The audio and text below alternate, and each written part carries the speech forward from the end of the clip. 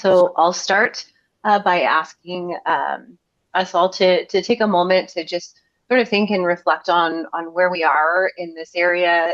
I'm sitting in the Essex region, so I'm in the traditional territory of the Bushfires Confederacy of the Ojibwe, the Odawa, and the Potawatomi peoples.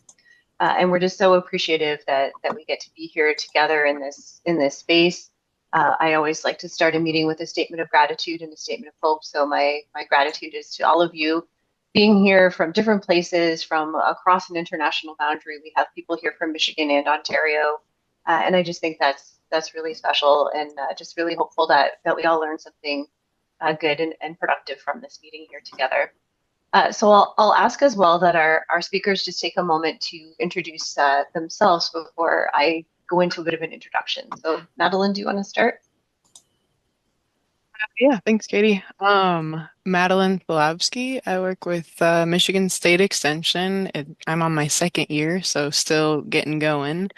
I work mostly in the Western Lake Erie Basin, so in Southeast Michigan, work with row crop farmers as an extension educator. And I really like doing on-farm research and do a lot of work with cover crops, partially because that's a hot topic for Western Lake Erie Basin farmers, and also because I get to all work with a awesome organization, the Midwest Cover Crop Council, which Ontario is part of.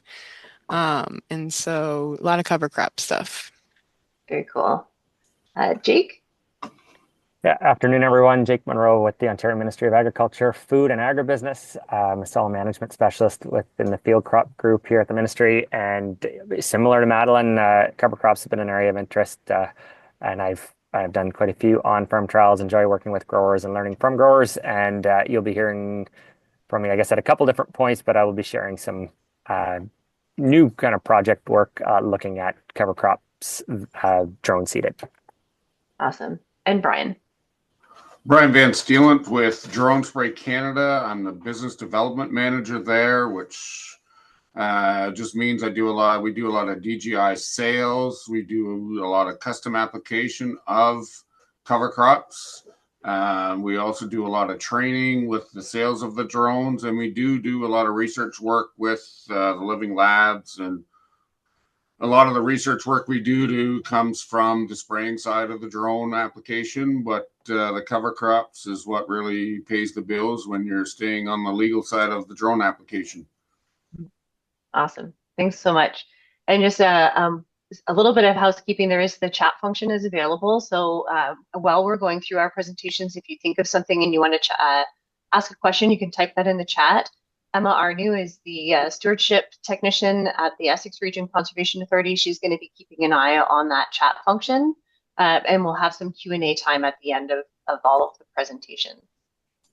So I'm just going to give you a very brief introduction as to how this all kind of came together. So the Essex Region Conservation Authority, as well as several other conservation authorities in southwestern Ontario, have received funding from the Canada Water Agency to help us collectively and collaboratively reduce phosphorus. The reason why we're looking at these watersheds, so the St. Clair region has the Sydenham River in it, which drains into Lake St. Clair, and then the upper and lower Thames sit with the Thames River that also has its outlet into Lake St. Clair. And then in the Essex region, all of our many watersheds discharge into Lake St. Clair or the Detroit River or directly into Lake Erie. One reason why that's important for us locally is all those little yellow stars there are where we have drinking water intakes.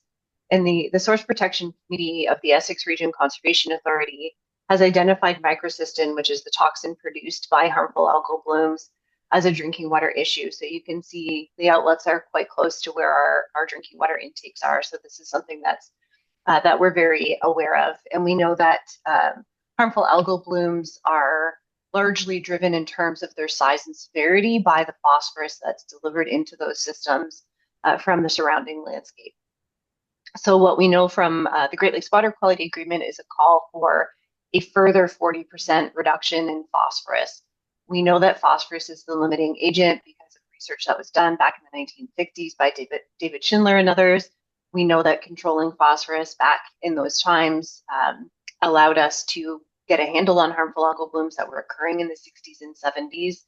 and most of that was from point sources. The pie chart here is a representation of phosphorus sources from the Maumee River. And we see that about 85% of phosphorus comes from farm fertilizers and manures. And that's not to point a finger and say that agriculture is bad or wrong. It's because that's the largest land user in watersheds like this, and also the biggest fertilizer user in these areas. So it certainly isn't to point any fingers. It's just a mathematical figure. So we know that when we have to make that reduction of 40%, we're going after our non-point sources, which are very challenging. And one of the ways that we do that is by trying to help stop erosion during the non-growing season, during rain events, which is why we target things like cover crops. So the funding for this program, as I said, comes from the Canada Water Agency. The call was put out in 2023 for precision agriculture for reducing phosphorus. The conservation authorities put in applications for that, and we're very excited that collectively between the Southwestern conservation authorities, we were able to secure $35 million investment over 4 years, with much of that money, at least about half of that money, will be going directly into the hands of farmers for implementing best management practices. And where this connection came with Michigan State is that we provided a presentation at a Lake St. Clair meeting, and an individual from Michigan State approached us and said, this is very interesting and can we work together? So not only are we working with other conservation authorities in Ontario, but we're also working across international boundaries, which is always very exciting for me because water doesn't care what our international boundaries are. So very excited to have that connection. So our program that we're taking sort of a 3-tiered approach. We have that agricultural and rural best management practice implementation. So that's incentive programs. And then we have strategic monitoring, so improving our monitoring within the watersheds, and then delivering on outreach and engagement, which is where we're at with this meeting here. So I'll hand it over to Jake at this point after I stop sharing. There you go. Okay, thanks, Katie. And I'm just going to wait for a brief moment while Madeline pulls up the slides. And I'm gonna start with a bit of an overview on the topic, pretty brief, and then we'll get into sharing some specific work that's happening in Michigan and Ontario. So you're going to hear from myself briefly, then Madeline, then back to me, and then Brian's going to talk about technical aspects of operating a drone and seeding with drones. We should have some time at the end for a Q&A as well. So I think we've all introduced ourselves. Let's jump right into it. I wanted to give bear with me because we're doing remote control. So I'm going to try to be advancing the slide about 3 or 4 seconds before I'm actually ready. Like I mentioned, yeah, I'm gonna cover a little bit on drone seeding. We'll hear from Madeline, back to myself, and then to Brian. So why drone seeding, or why might drone seeding be a fit? Why is it kind of gaining, a fair bit of interest from growers, on both sides of the border? From an Ontario perspective, this at least is kind of how I view it, is that these are our field crop, kind of main big 3 crop field crop acres from 2024. And you can see here that, of course, it's corn, soybeans, and wheat, with soybeans being, just roughly 3 million acres, corn 2 million, and wheat, usually around that 1 million mark. But as you'll note, with our typical corn, soybean, wheat rotation, we are about 2 million acres short after soybeans, generally speaking, where we don't have a winter cereal crop going in there. And, those, just an example of a kind of an overhead view, nothing new to any of us likely, but, soybean residue contributes very little to organic matter in general. It is a drain when it comes to kind of the carbon budget of a soil over the course of a typical rotation. But also from a water quality standpoint, and just from a topsoil and production standpoint, it leaves soil vulnerable to erosion over winter. When we have, residue that breaks down relatively quickly and doesn't provide great cover, especially when we get big rain events. So, here's just an example of, not a worked field, but just a untilled soybean field, and just an example of some of the erosion by water that we can see happening on those sites. So, there's one reason why we might want to consider having some late season seeding and being able to do that in multiple different ways. Another reason why I think there's already some interest, and I think will continue to be more interest in kind of making better use of those shoulder seasons, is that we're seeing longer growing seasons with more crop heat units. So here's some information, some recent kind of long-term crop heat unit data. I got this from our soybean specialist, Horst Bonner. He presented it recently at the Southwest Ag Conference. Just shows you kind of the opportunities from a cropping perspective, in terms of pushing maturity, but also from a standpoint of there's some more kind of heat to be gathered and made use of later in the season. So you can see those increases that we've seen in the last 10 years compared to the 30-year average across a variety of locations, an average of 13% higher. And then when it comes to being able to integrate cover crops as late season interseeds or even post-harvest seeding, the fact that we're getting, we generally are trending towards later killing frosts, I think is also a bonus that we can potentially get some more out of a variety of species and kind of target getting enough growth to warrant the expense and effort of doing that seeding. So here you can see, just ranging from Windsor all the way to Thunder Bay, what some of the impacts or what some of the differences are from 2022 through to 2024, and comparing that to the 10-year normal of the later killing frost of the kind of average killing frost. I am just waiting on my slide advance, Madeline. I'm going to get you to help me out and press my buttons a few times, and nothing's happening. So maybe you can just press that a couple more times. Thank you. And you guys, I think, can get the sense there. I mean, 2024 was exceptional. You see that difference from the 10-year norm of a 40, anywhere from a 41 to a 47 day difference in terms of that killing frost date. But certainly it seems that's the direction that we're trending overall. Perfect. So when it comes to drone specifically, interseeding into a standing crop is going to potentially provide that opportunity for greater capture of late season crop heat units, growing degree days. And here's just a little demonstration from, it really was more or less a demonstration done at Canada's Outdoor Farm Show, led by Ian McDonald, and Amber Holland was involved as well. This was back in 2021. I think showed really nicely on a nice loam soil, and in a year where we got, I think, good rainfall that fall to encourage establishment. But you can see that there was greater than 2 times the biomass of cereal rye when it was interseeded, in this case by airflow, compared to drilling post-harvest. And so that's, those are some of the benefits that we can potentially capture when we look at using a drone. Next slide. And then you can just click that once more. Yeah, let's see a little video clip.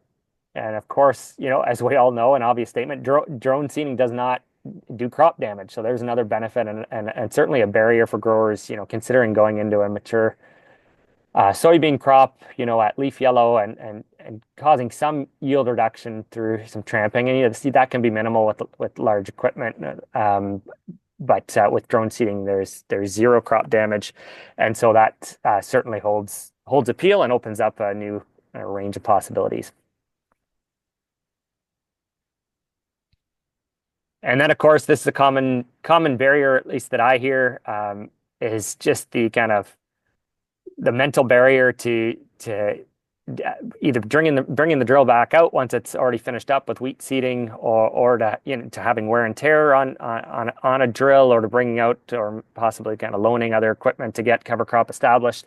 The benefit of the drone is that you're not putting extra acres on the drill, and in many cases, potentially hiring it done, and it's custom done, and it's as simple as a text and not taking away from other tasks at harvest time. Perfect. So just a little bit quickly on cover crop species for drone seeding, and this is certainly not a new area. Aerial seeding's been done for many, many years, either by plane or helicopter, and across different parts of Ontario and Great Lakes Basin. But we can learn from that, and so we know for drone seeding, it is broadcast seeding. So we want to select species that are more suited to that are more likely to establish with just sitting on top of the soil surface, and that are going to established consistently, provide that kind of adequate amount of growth either later in the season or kind of set up for spring growth. And ideally, and this I'll touch on this when I get to my kind of Ontario project update.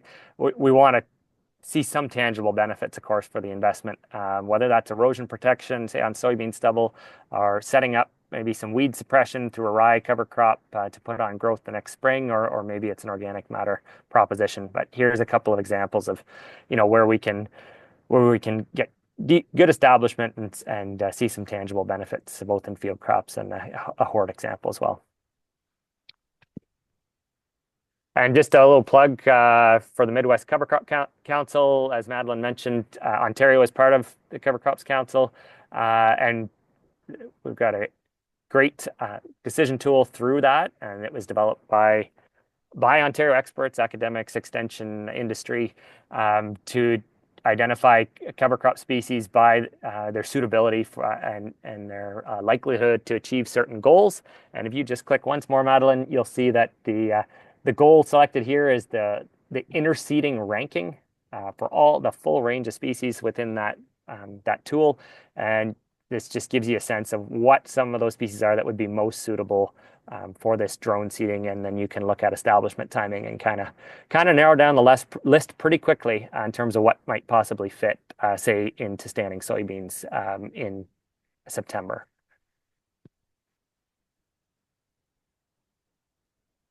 All good. Over to Madeline. All right, that was, great intro to kind of frame why we would even be thinking about this, or why farmers are thinking about using interseeding into standing crops. So what I'll do quickly is highlight some of the Michigan work. We're trying to investigate how to make interseeding work in corn and soybeans. Basically, when we're talking interseeding, there's two different timings that you have available. In corn, you can go earlier. So we've looked at interseeding cover crops into corn around V3, V7, so around June. And then the later season, which is kind of what Jake was highlighting, around leaf drop in soybeans, or when the leaves are starting to turn in corn. Wouldn't really recommend that earlier season timing for soybeans, but it is an option in corn.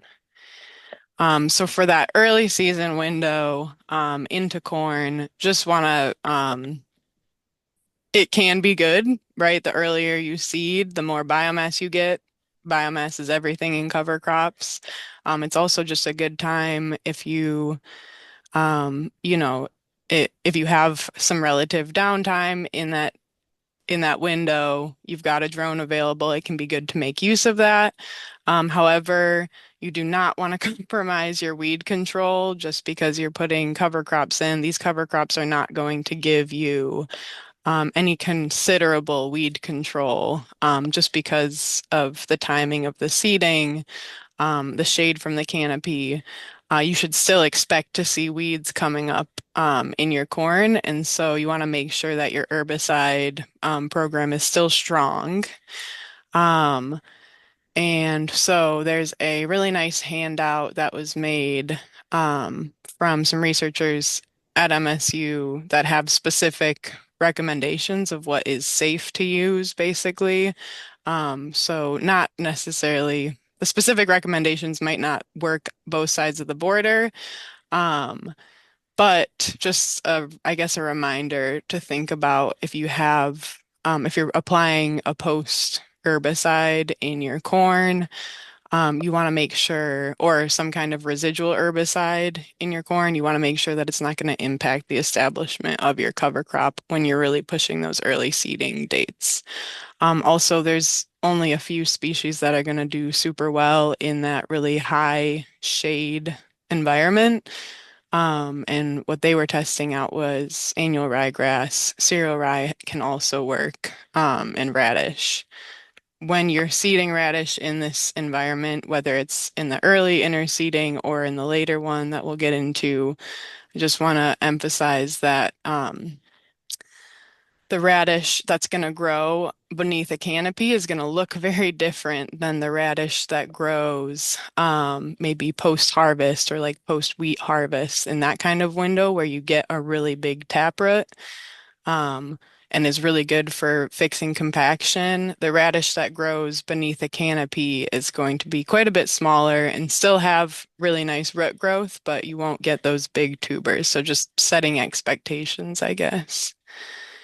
So then in the later season, interseeding, which is sometimes called overseeding, we've got some other options in both soybean and corn. And if you guys have any questions, feel free to interrupt me, um, or we can just do it all at the end too.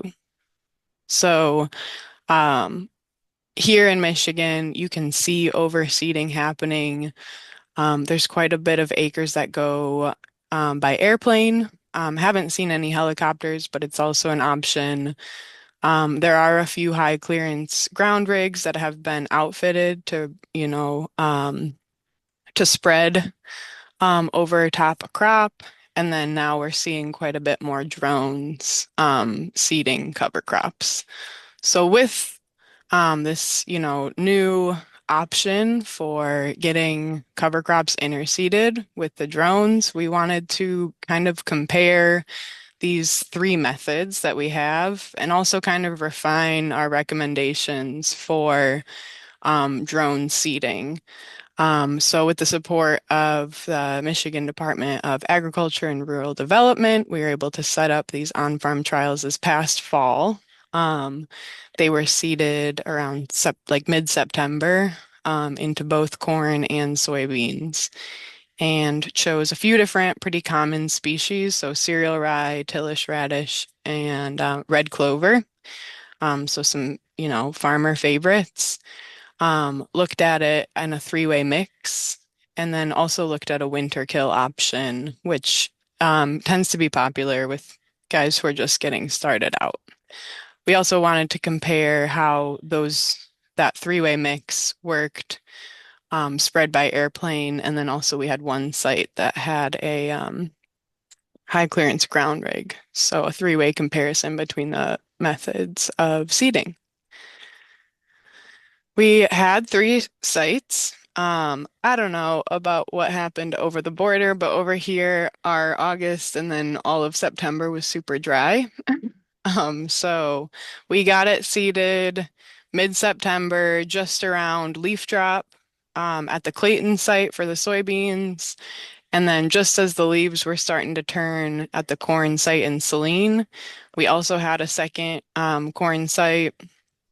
But because of both heavy corn biomass, like it was a very productive crop, and because it was so dry, got very little establishment and didn't take any data from that. But no data is data. There are going to be some years where there's no rain in that window. Um, Highlight that we had um, in September, October, that window, we had around 1 or 2 inches of rain. Most of that came like mid-October. So the seed kind of sat on the surface for quite a bit with no rain to kind of work it in. And both of those, that 1.8 inches, or I should have converted to centimeters. I didn't think about that. Both of those were well below our average. Um, and so the seed went down in September. And then 3 weeks later, about 3 weeks later, um, whether it was soybean or corn, that crop was harvested off. So this is what our growth looked like in like mid-October, so either a month or 6 weeks after the seed went down. This is the growth that we got. And we took biomass samples, so taking a square foot to get kind of pounds per acre, and then also did like a canopy cover estimation. And like I said, this is what you can expect for radish growth. There is a tuber there, right? It is a nice taproot, but it's not going to be that big kind of compaction buster that you kind of look for in radishes. These were our results for fall. Over here, I've got above ground biomass. And then across all of the different treatments, this was at the Clayton site, so where we had the ground rig in addition to the plane and the drones. And then you can compare all of the different drone. These were all drone seeded treatments. Um, we did not see at the two different seeding rates. So rye we did 75. Sorry, rye we did 70 pounds and 35 pounds of seed per acre. So a high rate and a low rate. There was a little bit of difference, but no significant difference. And I would say not really a functional difference either. So didn't seem like having that extra 35 pounds of seed out there was worth it as far as fall growth. For radishes, it was pretty similar. The high seeding rate was 10 pounds per acre, and the low seeding rate was 5 pounds. And again, just didn't see much as far as differences. You know, we didn't see the benefit of having that extra 5 pounds of seed per acre, according to the fall growth. Now, this spring, we'll be able to go out and look at the rye and then also the red clover. The red clover was very low in the fall, but that's expected. Um, Any questions on this? I kind of want to put also the biomass in context when we're talking about like above ground biomass for cover crops. That's going to really determine what kind of benefits you see from your cover crops. And so 60 pounds per acre, 40 pounds per acre, 20 pounds per acre, um, that might help with keeping soil in place. You know, this is just above ground biomass. We're not talking about below ground biomass. Having that there might help prevent some erosion. But if you're looking for more like weed control benefits or other benefits like nitrogen production, you're not really getting your bang for your buck in this case. Um, I think I'll skip this for now because, um, we're moving through this pretty quick, but I just want to highlight that Ohio State is doing quite a bit of drone cover crop research. They're looking at specifically like calibrating it properly. What kind of swath are you seeing? Things get very complicated when you have multiple seed sizes, which is kind of what we were getting at with this three-way mix, is having a large seeded cereal rye all the way down to a very tiny seeded clover to kind of see how those mixes spread as far as uniformity. And so if you're interested in, how can you make sure that you're getting a nice uniform spread, um, Ohio State's doing quite a bit of on-farm research right now, and they report all of that in their eFields manual, which I'll put a link in. But for now, I will skip all of this, and we can go to Jake. Good? Perfect. Okay. Okay. Thanks, Madeline. Okay, so similarly, in the last year in Ontario, we did initiate some on-farm trials looking at drone seeding. From talking with Brian at Drone Spray Canada and some others, it seems that it's been in the last 2, 3 years really that there's been an uptake in drone seeding. And so the purpose here of this project, which is a Living Lab Ontario project, so one of many different living labs that's happening in different provinces and territories, is to look at aspects of drone seeding and kind of determine some kind of best management practices or keys to success with it. So a really nice setup in that we've got 4 different sites across 4 different counties with a range of soil types and textures. Madeline, you can click a few different times because I've got some animations in here. And we'll just get this whole slide up. So we've got across those 4 different sites, we have six trials, 3 seedings in soybeans and 3 seedings in corn. We're looking at 3 different species in the soybean crop and then just cereal rye into standing corn. And then you can see all the drone seeding was done on September 26th of this past fall. There we go. And so, like I mentioned, this is for a project that's one of many, many projects that just got underway last fall as part of Living Lab Ontario. I encourage you to check out the website for more information, but this is a list of all the core partners and collaborators for that larger initiative. And it's being coordinated by OSCIA. You can see their logo at the bottom. So I've got a couple, it's all good, keep going. Here's an example trial design from one of our sites. So this is the Hamilton site. So this cooperator had a trial in both corn and soybeans. It's right at the home farm, really nice field for doing a plot. Nice and long, we were able to fit all our treatments in, and he was particularly interested in different species. So he looked at rye, oats, and red clover and compared it to control.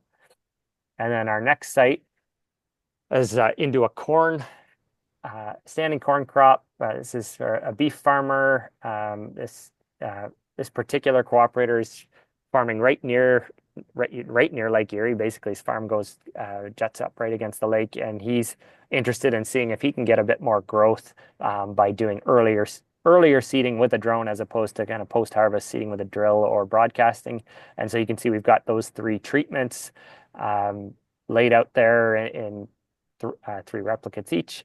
And I will show you some results from this particular site in just a few moments. So, because the context is important, and Madeline just touched on that as well in terms of rainfall following and kind of the soil moisture condition at seeding. Here's what things look like in terms of the crops. So in terms of growth stage, admittedly, we were on, and we got this feedback from Brian as he was the one doing the seeding and has experience with this. We were certainly a bit on the late side, having kind of pulled this project together relatively last minute. So we're probably, maybe a couple weeks later than ideally we would have been. But that gives you a sense at our one site near Port Rowan, what the soybeans were looking like. They were at the R6 stage. And we'd already had a fair bit of leaf drop. And if you click once more, you'll see an example of what the soybeans looked like here at the Hamilton site on that exact same day. So they were further along at our 7 stage with almost all the leaves dropped and on the ground. So really not exactly what you're looking for with the concept of spreading seed and then getting leaf drop on top of the seed. But that's the way that it was. In the cornfields, we had, like I said, 3 different sites. They range from the R4 to R5 stage, so doe to dent, and they were that R4 site at Port Rowan did have very green leaves, almost down to the bottom. It really wasn't too far along even at that stage in the season, but the 2 other sites kind of did have leaves that were dried up to the ear, and I don't think I have a photo here, but you'll see some more examples of what that looked like. Perfect. So soybean fields, this at the Port Rowan site would actually, like I mentioned, had the least amount of leaf drop, but it's a no-till strip till system, so quite a bit of surface residue. High productivity site. Good growers and pulling strong yields off, and so that's certainly was reflected in the amount of residue on the soil surface. So I already mentioned the leaf drop aspect, but certainly that was something we noticed is in corn stalks and then the stems and leaves of the soybeans kind of being a little on the later side presented a bit of a challenge in terms of getting seed to soil contact. In terms of the cornfields, if you click once more, less of an issue in terms of residue kind of on the whole, though in the some of the reduced till sites that still did present a little challenge. And because of that, we did have greater seed to soil contact, but probably less light coming down compared to the soybean fields for at least a few weeks until the leaves dried down. We got at least some lighter frost. Oh, perfect. Yeah. And there's an example of what at our Aylmer site, which had chisel plowed in advance of corn planting, what that looked like. That was kind of a sandy loam texture. and pretty bare soil at that stage of the season for the rye to land on and get started. So in terms of rainfall and kind of what conditions we saw in the days and weeks following seeding, though it certainly was a drier fall, we were quite fortunate to get some little shots of rain in the days following seeding. So all sites had just a couple millimeters. 2 days after, but then 5 days after, we did have kind of quarter-inch or above rainfall, and then a larger rainfall event 17 days following. So you'll see in a moment here, I would say generally that was enough to get the seeds going. More would have been better, but we did get, I think, adequate moisture to get them germinated and established. And so here's an example of at our Embro site. This site did have oats as one of the treatments, and you can see that's an example of what it looked like. And if you click just once more, you'll see an example of an overhead shot at the Hamilton site. This was no-till soybeans at Hamilton, but they were wide row, 30-inch spacing, not necessarily typical for this part of the province, but that's what that grower's using, and I think that was a bit of a benefit in terms of getting establishment.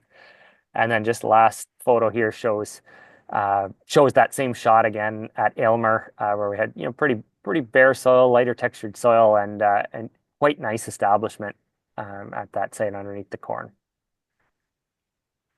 So in terms of soybeans, like I said, we were looking at oats, red clover, and cereal rye. I got to say the cooperators really were most keen. Kind of all three of them who looked at these three species were most keen on getting red clover to work.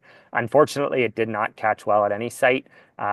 Several factors at play. One of them certainly at one of the three sites could have been a herbicide sensitivity or carryover issue.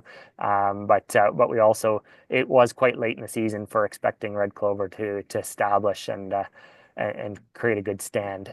So we probably will evaluate that again, but with a bit of an earlier seeding this year. In terms of rye and oats, they did establish reasonably well across the three soybean sites. Oats, of course, typically not overwintering in our climate, gave a modest amount of biomass. And if you click once more, you see an example here. Yeah, that at our Port Rowan site, that kind of reflects the average kind of canopy cover across the field that we were seeing after both oats and rye. Though again, that site being the highest residue, kind of most reduced till site of them all across the rotation, was patchier than we would have liked, but did give a modest amount of cover from both of those small grains. That's in like November.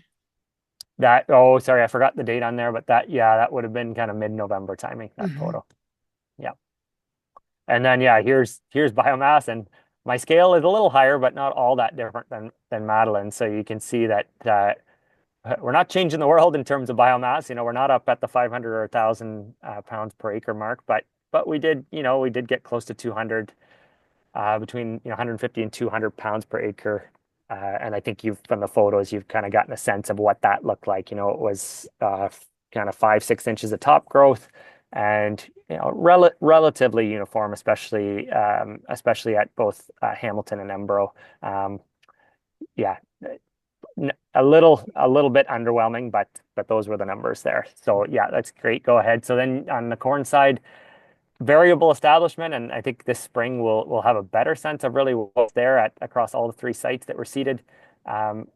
Similar to the soybean site, there are some surface residue impacts, and in particular, I think I mentioned it later as well, but in terms of encouraging slug feeding underneath the corn canopy, the more residue, the more and habitat there is for slugs, and we did see some of that happening. It appeared that the coarser textured soil had better establishment, in particular at the Aylmer site, compared to a heavier texture towards the back of the farm.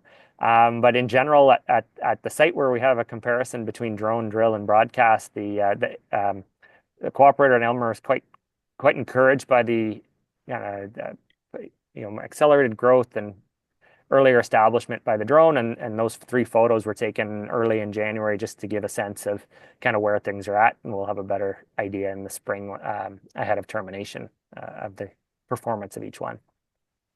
Really interested in that difference between the drone and the broadcast. Yeah, it will be neat to see. I expect the rye that established with the drone seeding, if I'm not mistaken, it did have a tiller already established, if not two, and on a lot of the plants, and just well advanced in advance. I think seeded would have been seeded at least about a month earlier, so had a nice head start. Yeah, so just to wrap things up here and turn it over to Brian, the lessons so far, and very, very early days, like 6 months into this project, but like I mentioned now several times, I kind of wonder about no-till system, no-till or kind of strip-till, no-till systems posing challenges in terms of surface residue and just reducing that seed to soil contact with the drone seeding. And like I mentioned, the slugs already, that's more of a concern with our milder winters in parts of the province. Legumes can be difficult to establish as much as the cooperating growers really want to make it work. We will continue to look at that. I do wonder, even with our more open falls, if it's just a little bit late, in soybeans to get adequate growth there. And then on the positive side, perhaps spring cereals might become more of a viable option, especially if the goal is just to give a bit more residue cover, protect from erosion. Whether it's spring barley or oats or something like that to get some more soil cover on there.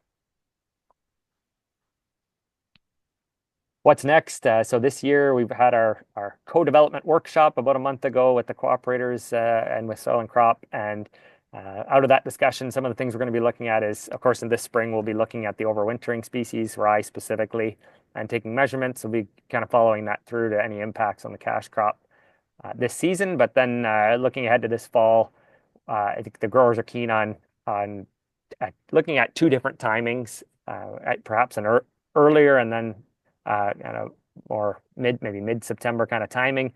And we also want to look at some new species. And I just give an example there of one that I have a bit of experience with that we're going to throw in the mix, a winter camelina. And there's some interest in looking at some other legumes too to try to get that working. So you can hear me and see my screen all right?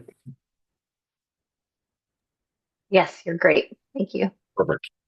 So Jake and Madeline asked me to talk about how the drone actually does work in the field. So first of all, I'd like to start with just the simple advantages of the drone over a ground machine of some sort. You can spread over standing crop and corn, soybeans. It doesn't matter what it is. If it's apple trees, you want to put seed on over the top. You just fly high, you fly safe, and you can spread just about anything. Timing doesn't matter. If you get 3 inches of rain this morning, you can spread this afternoon. You get zero compaction. You're gonna not rut the field at all. It works really well in those extreme weather patterns that we've been getting lately. You can do a variable rate option even at super low seeding rates.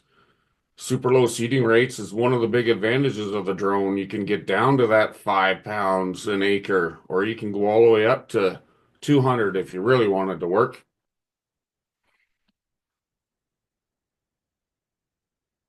So, first of all, I might as well answer most of the frequently asked questions since we just come through the farm show season.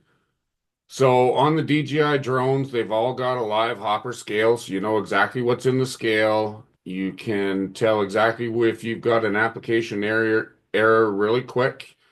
Most of the spray drones today carry about 110 pounds, regardless of brand.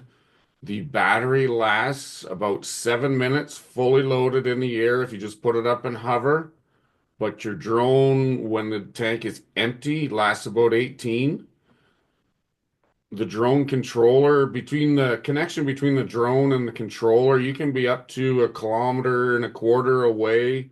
Once you start getting more than that, the connection seems to go a little fuzzy. So then you can actually put a relay in between and go a little further if you need to. But remember that you need to have line of sight with the drone given today's Transport Canada regulations. The drone itself, you can go anywhere from 5 to 200 pounds an acre, or maybe even a little higher if you really wanted to. Your acres per hour really depends on your application rates. If you're doing, say, a greenhouse coating and you're 200 gallons of water per acre, you're going to do about 1 acre. If you're doing 100 pounds of a seed product fertilizer, you're going to be about 18 acres an hour, give or take. If you're going to do the clover at 5 to 10 pounds, you'll be 35, 40 acres an hour. I might as well touch on that one question that some of you here will be asking about too, and that is spraying, because we can pull the dry spreader out and put the sprayer on. The only thing I'm going to comment on that is nothing is legal in Canada as of yet for agricultural use. We should start to see some fungicides labels in 2026 for at least corn and soybeans, and I'm expecting something for Western Canada on wheat and canola as well. We won't see anything legal before then. The Conservation Authority may be interested to know that Habitat Aqua for Phragmites control over water, I believe it has been submitted as well, and there's a possibility of that for 2026 as well, which in that case, the drone is probably by far your best use case scenario. Over wetlands, you can go and use a drone. You disturb none of the animals on the ground, but you can still take care of some of that invasive Phragmites. These are the two drones on the market today. The gray one there is your DJI. That is a T40. That's the older model. There is a new T50 out. The red one there, that is the XAG brand drone. It's got an auger style system with a vertical spreader on it. But our company, we use the DJI products. They seem to work a little better. So I'm not going to create, they both work well. They both have a good points and bad points. It's kind of like your Ford and Chevy. You have your preference almost. Okay, so how do we spread a field? So can you guys see my Yeah, we pointer can on? see your pointer. Perfect. So on the left here is the actual DJI controller for a T50. So I've marked out a field. You mark your perimeter boundary. So this one, I just made it simple. I made 4 corners. I told it how wide we want it spread. So our yellow lines here in the middle is exactly how the drone is going to fly. I put a tree in the middle, so there's an obstacle.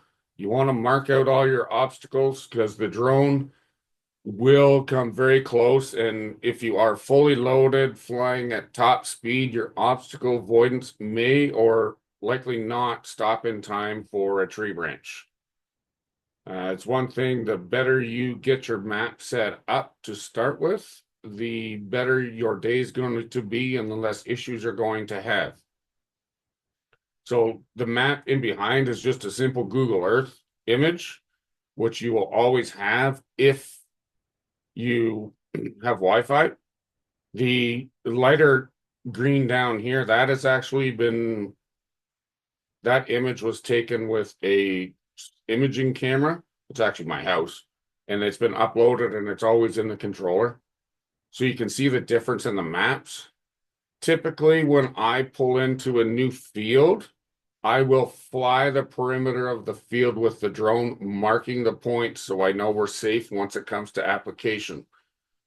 So if I'm flying it, I'm going to fly around the trees slowly, mark the points around it so we don't get super close and carry on. So then it will adjust its flight path to the safest route and to cover the whole field. And you can always see your liquid levels on the top right of the screen. You can always see at that battery level, I can put 10.6 gallons in it. And of course, there was nothing in it yesterday. And the bottom corner, you can see, it's not a very clear picture, but that is the camera view that you can see on the drone. So you can see really well, even at a kilometer away from the field. You can flip the image and have your camera on the big screen. And then you got full view all the way around you. It is on a gimbal. You can turn it up, turn it all the way down, so you know if you're on your corner or not. So from there, once you were to do the field, the picture on the right is actually an application map of a job that we did, I'm not sure, last week or something. So all the green lines are the flight lines. The white lines are the lines that you use to ferry across the field to fill up. So I believe this was actually spreading red clover, and it looks like he did 13 hectares. So you're 27, 30 acres in an hour, just spread less than an hour with one drone, and it took an hour to do that field. And I'm gonna guess that included doing the field boundary, because it should be 35 acres an hour once you're up and running. Hey Brian, on that, so clover, you're looking at like 15, 20 pounds or something per acre, but some of these like seeds, you're going way heavier rates, so you're spreading quite a bit slower, right? The that brings me probably to the next slide here. Oh, Oops. sorry. I'm So just wondering if there's some stuff that's not worth spreading. you can spread anything. It all comes back to your application rate, even if you're at 100 pounds. So the picture on the right is actually the dry spinner that goes on the bottom of the spreader tank. And then the two below it are your gates. So if you've got an ultra low volume, say less than 15 pounds, you're going to use the gate with the small holes. And there'll be a motor underneath there that opens that gate according to the speed, swath width, how much product per acre it needs to spread out. And the larger gate on the right, that's for anything above 15 to 20 pounds, your lighter stuff. You want to have a bigger hole so it comes out faster so you can fly faster. So even if we're spreading at 100 pounds an acre, this gate here will allow us to go at 22 mile an hour. So we can move pretty quick across the field once everything's set up. I But believe when then, you yeah, the refills that you have to do if you're doing 100 pounds, like, is there a cutoff where you're like, that's just too, that rate's too high, we'd have to be refilling too much? Well, we did some back in 2023. We were asked to do 200 pounds an acre. And the first fields that we did them twice. So we flew faster. And then I did some at 200 pounds, but I did it all at once and I found it to be faster. Because you flew slower, yes, but you didn't have to go to every little corner twice. So it's all an operator setup and what you prefer.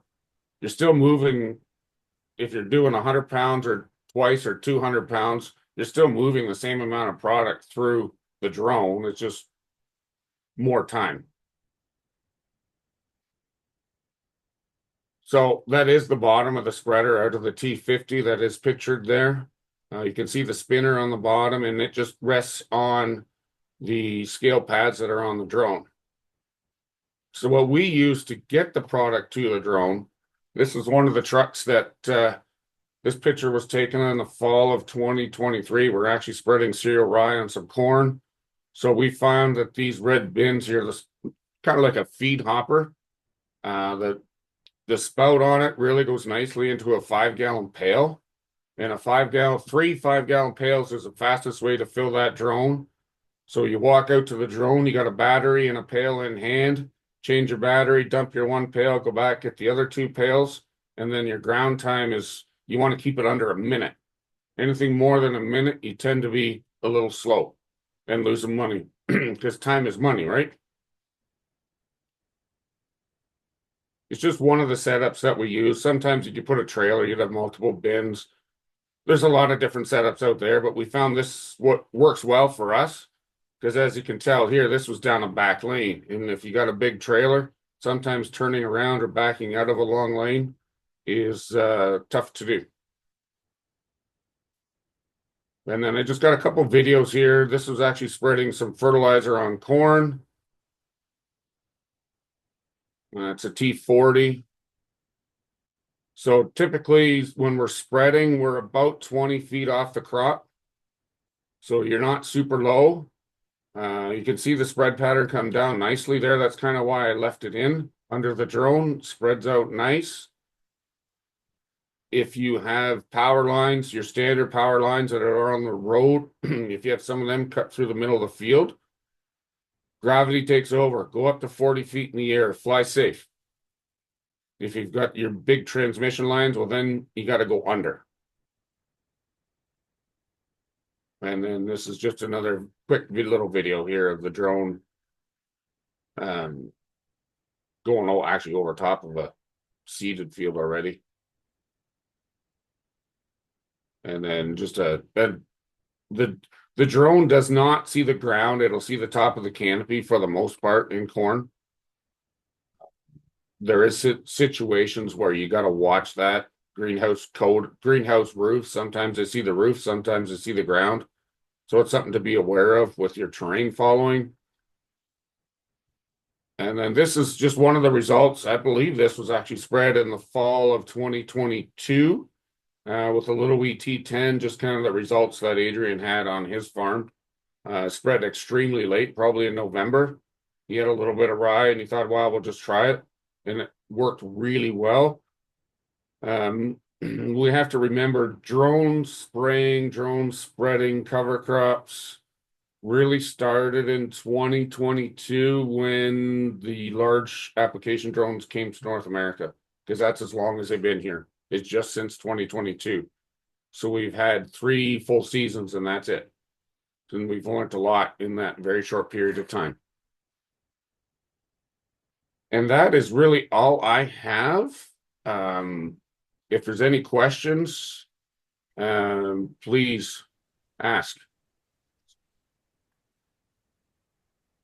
Awesome. Thank you guys all so much for these presentations. Does anybody have any questions that they want to hop on and ask? There was a couple questions in the chat. It looks like one of them has been answered about the batteries, which is really interesting. So the question was the cost of batteries for drones and whether you have to have a stock of batteries available. So I don't know if Brian, you've seen the answer there, if you have anything else that you want to add to that. Yeah, no, I was just kind of quickly reading that. Typically we will have 3 batteries with us, one in the drone, one charging, one cooling. They do take, depending how far down, from 40%, you should be about 9 minutes to charge. Battery costs is the new batteries for the T50s are about $3,400 a piece. So they're not cheap. Well, you answered one of my questions. I was interested about how you fill it up. So it's very interesting to see The that whole whole process. drone setup to get started, you're just over $40,000 for the drone, your batteries, depending on your bells and whistles. You must have planned on 40 for easy figuring. And what's the cost roughly for to hire somebody to do that? Well, So rather than making the investment yourself, if you're hiring out. a lot of people are still developing that. We do some custom work. To be honest, we're trying to do more sales, but we base our rates on application volume. So if you're spreading clover at 10 pounds or less, it's going to be $10 an acre. You want to do 100 pounds, you're $20 an acre. And then it kind of sliding scale in between. Great. Katie, I just want to comment on Andy's note about the benefits coming not just from above ground biomass or biomass in general, but having living roots. And that's a great point. So we're looking at pictures specifically from fall biomass, right? And there wasn't that much. Jake and I both, like there's nice establishment as far as like the number of plants out there, but they're small. And we are getting a lot of good benefits from it. It's just kind of what you're looking for. I'm curious to see what your plots look like, Jake, this spring too, as far as what they put on. Yeah, Because that's right. yeah, they're looking, at least here, they're starting to green up, and so it'll be interesting to see over the next few weeks how much we get. I did want to, just before I take any other questions or comments from anybody, just a note that if you are joining us and you need a knowledge sharing event for any of your grant programs for OSCAA, this event does qualify as a knowledge sharing event, with the caveat that it's not currently open and it's not necessarily a promotion that drone spreading is specifically covered as a cover crop option, but more as a general awareness for cover crops. So if you do need that knowledge sharing event, the QR code is there for you. Are there any other questions from the audience that anybody would like to ask at all?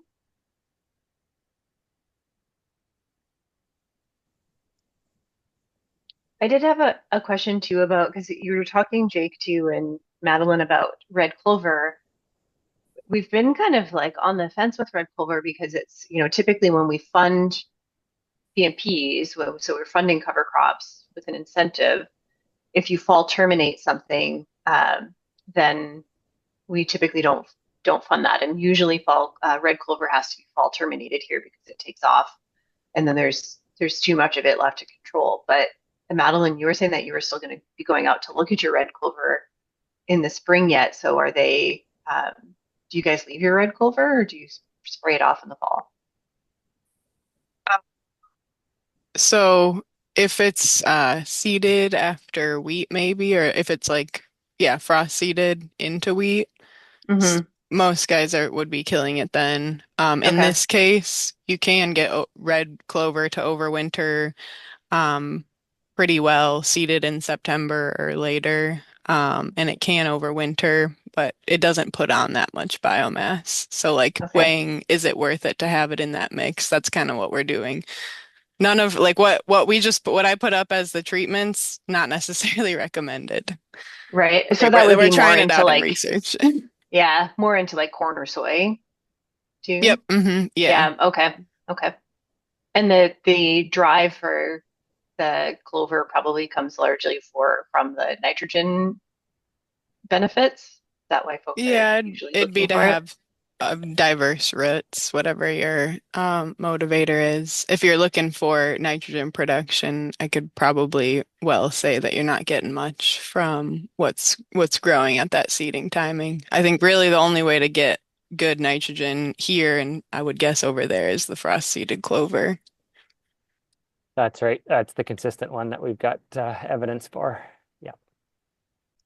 So if there are no other questions, um, then we'll thank you very much for joining us on a Friday afternoon and closing your week out with us, learning about seeding cover crops with drones, and really excited about the possibility for more of these types of webinars where we're sharing information across geographical boundaries that are helpful for everybody. So thanks everyone.